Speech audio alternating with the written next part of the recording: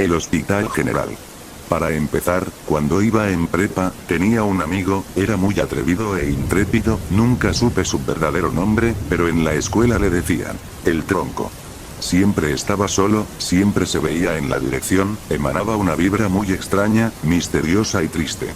Hasta que un día, decidí acercarme a hablarle, desde entonces se convirtió en mi único amigo, nos la pasábamos platicando, él siempre me contaba lo que había soñado, lo que hacía después de la escuela, cómo vivía y más cosas, yo decía que me usaba como su psicólogo, parecía sentirse en suficiente confianza conmigo, hasta que un día ocurrió lo siguiente. Era viernes por la noche cuando el Tronco me llamó con una idea que, según él, sería épica. Su voz al otro lado del teléfono estaba llena de emoción, aunque también de un matiz de nerviosismo. ¿Te acuerdas del hospital abandonado que está al otro lado de la ciudad?, preguntó. Claro, respondí, aunque prefería no pensar en él. Había escuchado suficientes historias sobre ese lugar como para saber que no era un sitio para bromear. Vamos esta noche. Dicen que hay algo extraño ahí. Ya conseguí una forma de entrar. Intenté disuadirlo, pero el Tronco siempre había sido el temerario de los dos. Finalmente, accedí. No quería que fuera solo y, además, la curiosidad me ganó. Llegamos al hospital a las 11 de la noche. Era un edificio enorme, rodeado de maleza, con ventanas rotas y puertas desvencijadas. La luna llena iluminaba parcialmente su fachada, mostrando el letrero oxidado que apenas se podía leer. Hospital San Gabriel, 1963. El Tronco llevaba una linterna y una mochila con provisiones. Yo llevaba una cámara. Quería documentar lo que encontráramos, aunque en ese momento no sabía si sería una buena idea. Al cruzar la puerta principal, un olor a humedad y moho nos golpeó de inmediato. El vestíbulo estaba cubierto de polvo, y las sombras parecían moverse con cada destello de nuestras linternas. El silencio era casi absoluto, excepto por el crujir ocasional del edificio al asentarse. Dicen que este lugar cerró después de algo raro, murmuró el Tronco mientras explorábamos. ¿Raro? Un incendio. Pero no mató a todos. Algunos sobrevivieron, pero cambiaron. ¿Cambiar cómo? Dicen que los que quedaron no eran humanos cuando los encontraron. Lo miré con escepticismo, aunque no pude evitar sentir un escalofrío. Decidimos explorar primero la planta baja. Había salas de consulta con camillas oxidadas, paredes descascaradas y grafitis en todos lados. Sin embargo, la atmósfera del lugar no era como otros edificios abandonados que había visto antes. Había algo en el aire, una opresión que parecía hundirse en el pecho. Al pasar por un pasillo, escuchamos un ruido seco, como si algo hubiera caído en una sala cercana. Nos miramos, y aunque mi instinto me decía que debíamos salir corriendo, el Tronco quiso investigar.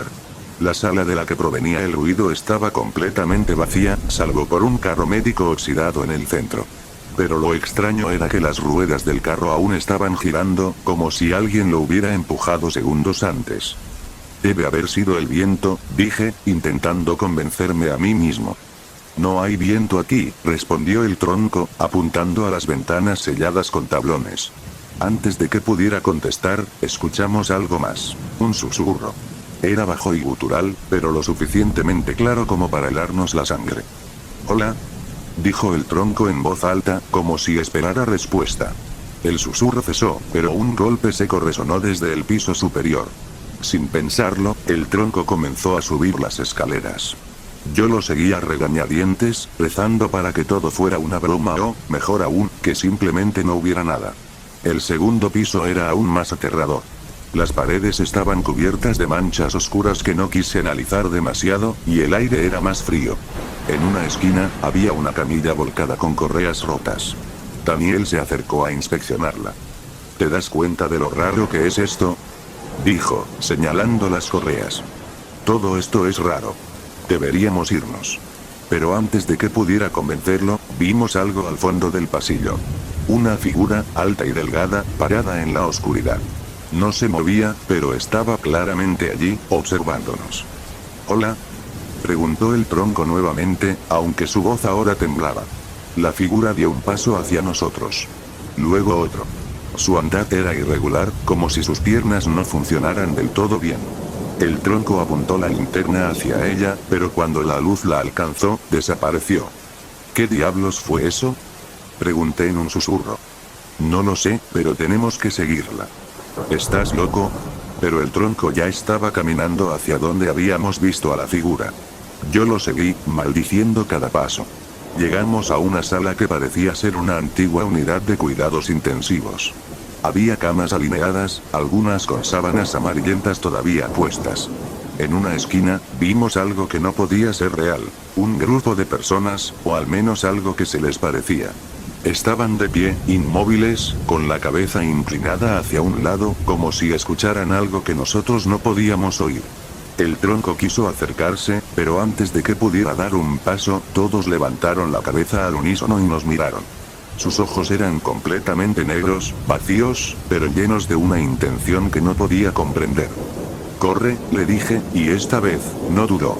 Corrimos como nunca antes, escuchando detrás de nosotros los pasos apresurados de aquellas cosas.